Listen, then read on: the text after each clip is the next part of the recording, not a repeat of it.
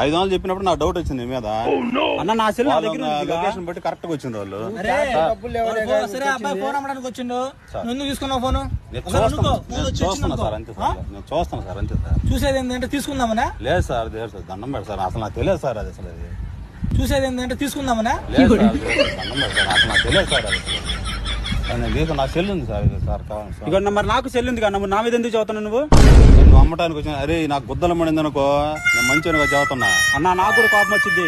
అది ఏంద్ర కోపం వచ్చేది?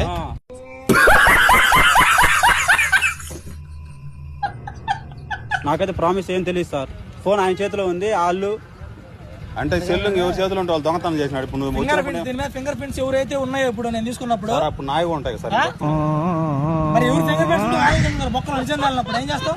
సార్ ఇప్పుడు నేను ఊరకు తీసుకున్నా, ఫోన్ నీ చేతిలో ఉంది, ఊరకు వస్తుందని తీసుకున్నావేమో. లేదు సార్, చిన్న నేను చూస్తున్నా సార్ అంతే. ఇదంతా కాదబ్బాయి, నేను ఫోన్ చూసినప్పుడు నీ చేతిలో ఉంది, దొంగ నువ్వే, నిన్ను బొక్కలో దెంగాల్సిందే.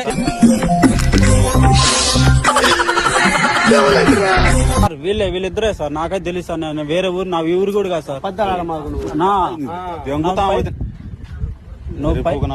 చూడు సార్